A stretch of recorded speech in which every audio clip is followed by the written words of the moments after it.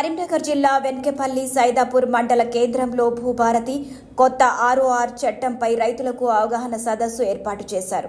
రవాణా మరియు బీసీ సంక్షేమ శాఖ మంత్రి పొన్నం ప్రభాకర్ ముఖ్య అతిథిగా హాజరయ్యారు.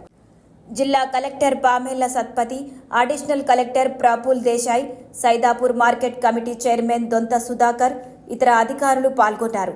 మంత్రి పొన్నం ప్రభాకర్ మాట్లాడుతూ భూమి అంటేనే ఆత్మ గౌరవమని, భూ వివాదాలపై లక్షల ఫిర్యాదులు వచ్చాయని పేర్కొన్నారు. ఎన్నికల సమయంలో భూ సమస్యలు పరిష్కారం చేస్తామని చెప్పారు. భూ సమస్యల్లో ఎంఆర్ఓను కూడా తగలబెట్టిన ఘటనలు చూశాం. కానీ ఇప్పుడు అలాంటి ఘోరాలు జరగకుండా ధరణి స్థానంలో భూభారతి తెచ్చామని చెప్పారు. లక్షల ఫిర్యాదులు భూ సమస్యలపై వచ్చాయని, ఆనాడు పెద్ద మనుషులు చెప్తే గౌరవం ఉండేదని అన్నారు.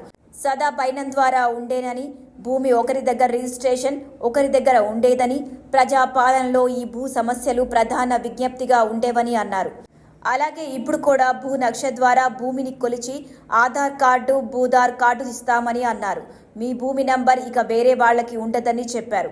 భూమి పేపర్లు, రికార్డులు కంప్యూటర్లో భద్రపరచడం జరుగుతుందని అన్నారు.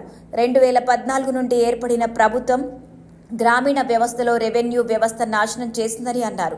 విఆర్ఓ వ్యవస్థ తీసేసిందని చెప్పారు. భూమికి సంబంధించిన సమాచారం లేకుండా ధరణి చుట్టూ తిరిగేలా చేశారని అన్నారు. కానీ ఇప్పుడు భూ రికార్డులు, క్రయ విక్రయాలు గ్రామ రెవెన్యూ వ్యవస్థ పర్యవేక్షించడానికి ప్రత్యేక గ్రామ రెవెన్యూ ఉద్యోగులు వస్తారని చెప్పారు. ప్రభుత్వ భూమిని ప్రభుత్వ అవసరాలకి ఉపయోగించాలని అన్నారు. ఎవరైనా ప్రభుత్వ భూమి కబ్జా చేస్తే జిల్లా కలెక్టర్కి ఫిర్యాదు చేయమని చెప్పారు. భూభారతి ద్వారా ఎక్కడ పొరపాటు జరగకుండా పారదర్శకంగా భూభారతి చట్టం తీసుకొచ్చామని తెలిపారు. తెలంగాణలో ఉన్న ఏ రైతు భూమి హక్కు సమస్యగా కావద్దని అవగాహన కల్పిస్తున్నామని చెప్పారు. ధాన్యం కొనుగోలు ఏ గ్రామంలో ఎంత కొనుగోలు చేస్తున్నామని పర్యవేక్షణ చేస్తున్నామని అన్నారు. ఇందిరమ్మ ఇల్లు నియోజకవర్గానికి 3500 ఇల్లు వచ్చాయని, పేదలకే ఇల్లు ఇస్తున్నామని చెప్పారు. పారదర్శకంగా ఇల్లు ఇస్తున్నామని తెలిపారు. మీకు ఏ సమస్య ఉన్నా నా దృష్టికి తీసుకురండని, నేను పరిష్కారం చేస్తానని మంత్రి పొన్నం ప్రభాకర్ అన్నారు. భూమి అనగానే ఒక గౌరవం. భూమి అంటే భూమి ఉన్నదంటే మనిషికి ఒక విశ్వాసం. అటువంటి భూమి, గౌరవం ఉండవలసినటువంటి భూమి, విశ్వాసంగా మనకింత భూమి ఉందని నిమ్మలంగా ఉండాల్సిన పరిస్థితుల్లో అది వివాదానికి గురై మనకు ఆత్మశాంతి లేకుండా మనం ఎప్పుడు కూడా ఆ భూమి ఉందా, ఎవరైనా ఎత్తుకపోయిందా అంటే ఆ జాగాలు ఎత్తుకపోరు, కానీ కాగితాలను మార్చుకొని భూమి పంచాయతీలకు సంబంధించి వివాదాలు బాగా తెలంగాణ రాష్ట్రం ఏర్పడక ముందు రాష్ట్ర వ్యాప్తంగా దాదాపు అనేక లక్షల మంది ఈ భూ ఫిర్యాదులు చేసినటువంటి అంశం మీ అందరికీ తెలుసు. అందుకే ఆనాడు చెప్పినాం, ఎన్నికల సందర్భంగా ప్రజాపాలన అధికారంలోకి వచ్చిన తర్వాత రైతాంగానికి సంబంధించి ఏ సమస్యలైతే కారణమవుతుందో ధరణి అనేటువంటి ఆ యొక్క వ్యవస్థను ఇటు అధికారులకు అధికారాలు లేక రైతుల సమస్యలు పరిష్కారం కాక ఆఖరికి రైతుల ఆవేదన, ఆక్రోశం ఒక ఎంఆర్ఓ లాంటి స్థాయి అధికారిని గ్యాస్ యూనివర్సిటీ కాయబెట్టే కాడికి వచ్చినటువంటి ఒక పరిస్థితిని మనం చూసినాం. అంతేకాదు ఎక్కడికి వెళ్ళినా అధికారులు పనిచేస్తారని అధికారులు దొంగలుగా, ప్రభుత్వంలో ఉన్న పెద్దలు మాత్రం కంప్యూటర్లో వందల వేల ఎకరాలను వాళ్ళ పేర్ల మీద మార్చుకొని ధరణి పేరు మీద రాత్రికి రాత్రి మరి భూములకు సంబంధించినటువంటి వ్యవస్థలో మార్పు తెస్తే ఏ విధంగా ఇబ్బందులు పడడం మీ అందరికీ కూడా తెలిసి కొత్తగా చెప్పే అవసరం లేదు. ఇది రాజకీయమైనటువంటి వివాదం కాదు. 30 ఏళ్ళ కింద అమ్మిండు, కబ్జాల వాళ్ళే ఉన్నారు. కానీ ధరణి పేర్ల ఆ 30 ఏళ్ళ కింద అమ్మిన పేరు వచ్చింది, నేను మొటేషన్ చేసుకోలేదని మళ్ళా తగిలి స్టార్ట్ అయింది. అట్లా చురువైన కథలు.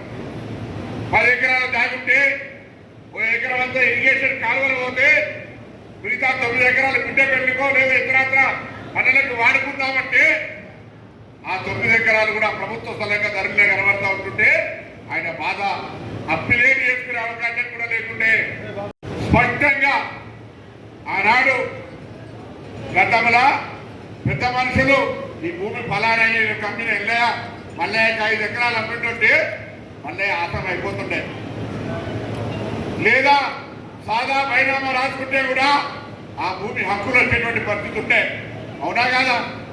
గ్రామాల ఈ పరిస్థితి ఉండేనా లేదా? అప్పటికి ఆనాడు పెద్ద మనుషుల యొక్క మాట గౌరవం, సాదా పరిణామ గౌరవం రిజిస్ట్రేషన్ల ప్రక్రియ వచ్చినాక ఒక్కొక్క భూమి విలువలు పెరిగి మల్టిపుల్ రిజిస్ట్రేషన్ చేసే పద్ధతికి వచ్చింది.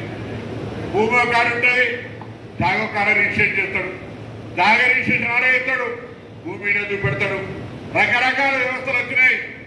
అందుకే వాటన్నింటినీ మార్చాలని గత సంవత్సర కాలంగా ప్రజాపాలన పేరు చేస్తున్నటువంటి ప్రజా విజ్ఞప్తులలో ఏ ప్రధాన సమస్యలు వస్తున్నాయో సేకరించి వాటన్నిటికీ పరిష్కార మార్గాన్ని ఇచ్చి భవిష్యత్తులో భూమికి సంబంధించిన ఆదానికి ఎక్కడ కూడా అగౌరవం కలగద్దు, ఆ భూమి హక్కు పత్రం కోసం రోడ్లెంబడి ఆఫీసులెంబడి తిరిగే అవసరం లేకుండా ఉండే విధంగా తెచ్చిన చట్టమే భూభారతి చట్టం అనేటువంటి మాట మనం చేస్తా ఉన్నాం.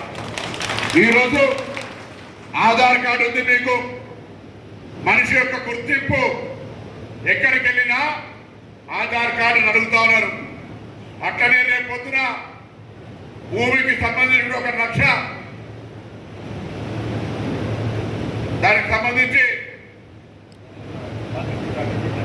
ఆకాంక్షలు రేఖాంక్షలకు అనుగుణంగా ఆ దాయాన్ని కొలిచి ఆ భూమికి సంబంధించి మేము కూడా ఆధార్ కార్డు లాగా భూమిని వాళ్ళందరికీ కూడా భూదార్ నెంబర్ ఇస్తాము. ఆ యొక్క వ్యవస్థ మీరు రేపు పొద్దున భవిష్యత్తులో భూదార్ నెంబర్ ఉంటుంది. ముందు తాత్కాలికంగా ఇచ్చిన తర్వాత మీ యొక్క ల్యాండ్కు మీ నెంబర్ ఉంటే ఇంకొక దేశంలో వరకు ఉండదు. ఆ విధంగా చేయడం.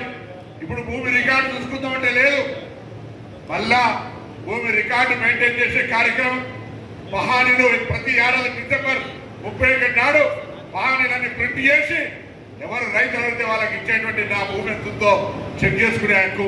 మొన్న కోహెడలు పోయినా ఒక రైతు చెప్తాడు, సార్ బాయిని చూసుకోకపోతే బాయి కూడిపోతుంది, భూమిని చూసుకోకపోతే హద్దులు జరిగిపోయి భూమి దొరకదు అని అన్నాడు. ఇట్లా భూమిని మనం పోయి రోజు చూసుకొచ్చుకోం. అందుకే మనకు ఆ భూమికి సంబంధించిన పేపర్లు మరొకసారి పహానీ మెయింటైన్ అయితే రికార్డులు రాస్తే భూమికి సంబంధించినటువంటి అక్కడ కంప్యూటర్తో పాటుగా ఇటు పేపర్ మీద కూడా దొరికితే చరిత్రలో ఎక్కడ కూడా ఇబ్బంది కలగదు. గతంలో గ్రామ వ్యవస్థ ఉండే, మండల వ్యవస్థ మారి రికార్డులకు సంబంధించి 2010 ఇందిరమ్మ ఇండ్ల ఎంపిక రాష్ట్రాల్లో ప్రతి నియోజకవర్గానికి 3500 ఇల్లు ఇచ్చినారు. ఇక్కడ కూడా ఇందిరమ్మ ఇండ్లు ప్రతి 100 మందికి ఒక్కటి వచ్చే విధంగా ఉంది లెక్క. ఆ విధంగా 100 జనాభా, అందులో ఇల్లు 10 మందికి 5కు అర్హత ఉండొచ్చు. ఆ విధంగా 69 దాంట్లో పేదలకు పారదర్శకంగా ఎక్కడ కూడా చిన్న అవినీతికి తావు లేకుండా పేదలకు ఇళ్ళ ఎంపిక చేయమని మేము సూచన చేసినాం. అది కూడా జిల్లా కలెక్టర్ గారు పర్యవేక్షణ చేస్తా ఉన్నారు. దయచేసి మా నాయకత్వాన్ని ప్రజలను కోరుతా ఉన్నాం. మీ గ్రామాల్లో ఎవరైతే పేదలు ఉన్నారో వాళ్ళకి ఇళ్ళు మొదటి దశలో సంవత్సరం మళ్ళీ వస్తాయి. వాళ్ళకు ఈ దశలో ఇళ్ళు వచ్చే కార్యక్రమం చేయాలని కోరుతా ఉన్నాం. అదేవిధంగా నేను కనీసం వారం ఒక్కసారైనా జిల్లా కలెక్టర్ గారితో మాట్లాడుతూ ఉన్నాం. గౌరవెల్లికి సంబంధించి లేదా ఎస్ఆర్ఎస్పి ఫేజ్ 3 ఈ సైదాపూర్ చిగురుమామిడి మండలాలలో సాగునీటికి సంబంధించి వాటిని కూడా అత్యంత ప్రాధాన్యత తీసుకుంటాం. భవిష్యత్తులో ఇక్కడ ఈ మండలాల్లో సాగునీటి కానీ త్రాగునీటి కానీ ఇతరత్ర ఏ సమస్యలు లేకుండా ఉండే విధంగా చేయాలని కోరుతున్నాం. మోడల్ స్కూల్ ఎప్పుడు వర్షం వస్తే నీళ్ళల్లో ఉంటుండే, కలెక్టర్ గారు 58 లక్షలు ఇచ్చినారు. అదేవిధంగా ఏ సమస్య ఉన్నా సీసీ రోడ్లు కావచ్చు, ఇతరత్ర తాగునీటి సమస్య కావచ్చు, అన్ని రకాల సమస్యలు పరిష్కరించే ప్రయత్నం చేస్తా ఉన్నా. ఒక్కటే రోజు మొత్తం కాకపోవచ్చు, 15-16 నెలల వీలైనంత చేసే ప్రయత్నం చేస్తా ఉన్నాం. ఇంకా ఏదైనా అవసరం ఉంటే గ్రామీణ ప్రాంతాల్లో ప్రజలకు ఏదైనా ఇబ్బంది ఉంటే మీ శాసనసభ్యుడిగా మీ మంత్రిగా వాటిని పరిష్కరించే బాధ్యత నాది. నేరుగా ఒకవేళ నా దగ్గర రావడం ఇబ్బంది అయితే జిల్లా కలెక్టర్ గారికి, ఆర్టీఓ గారు, ఎంఆర్ఓ గారు, వ్యవసాయ అధికారులు, ఇతరత్ర అధికారులందరూ మీకు సంబంధించిన సమస్యల పరిష్కారానికి బాధ్యతగా ఇక్కడ ఉద్యోగాలు చేస్తా ఉన్నారు. శాసనసభ్యుడిగా ప్రజాప్రతినిధిగా నా బాధ్యతతో అధికారులు ఏ శాఖకైనా ఆ సమస్య బయటకు వచ్చి నిరసన చెప్పేదాకా వస్తే ఆ శాఖ అధికారి మాత్రమే బాధ్యత వహిస్తాడు. అందుకే దయచేసి ఏదైనా సమస్య ఉంటే ఆ సంబంధిత అధికారుల దృష్టికి తెండి. ఆ సంబంధిత అధికారులను కోరుతా ఉన్నా, ఆ డ్రింకింగ్ వాటర్ కావచ్చు, ఇంకో ఇష్యూ కావచ్చు, అగ్రికల్చర్ కావచ్చు, మీ లెవెల్ ఉంటే మీరు పరిష్కరించండి, లేదా జిల్లా కలెక్టర్ గారి దృష్టికి తీసుకెళ్ళండి, లేదా మా దృష్టికి తేండి. కానీ ప్రజలు సమస్యలను ఎదుర్కొంటూ ఉండడానికి వీల్లేదు అనే మాట కూడా ఈ సందర్భంగా మనవేస్తూ మీ అందరికీ మరొక్కసారి ఇలా తిరుపతి రెడ్డి, నేను కూడా నా రాజకీయ జీవితం వ్యవసాయ సహకార సంఘ అధ్యక్షుడిగా పనిచేసిన, నేను కూడా నేను స్టూడెంట్ లీడర్ నుంచి నేను డిగ్రీ కాలేజ్ అధ్యక్షుడిగా, ఎన్ఎస్ఐ నాయకుడిగా, 2005లో కరీంనగర్ సింగిల్ విండో ప్రెసిడెంట్గా, డిసిఎంఎస్ ప్రెసిడెంట్గా, మార్కెట్ చైర్మన్గా, క్రిప్కో డైరెక్టర్గా నేను జాతీయ స్థాయి సహకార రాజకీయ విద్యలో కూడా కీలకంగా ఉన్నాను. అందుకే సహకార సంఘాలంటే పార్టీలకు అతీతంగా నాకు ఒక గౌరవం అనుబంధం ఉంది. నేను వాళ్ళని కూడా కోరుతా ఉన్నా, రాజకీయాలు వేరు, కానీ సహకార సంఘాల ద్వారా రైతులకు ఎక్కడ కూడా ఇబ్బంది కలగకుండా చూసే బాధ్యత మీది. ఆ సహకార సంఘాలు రైతులను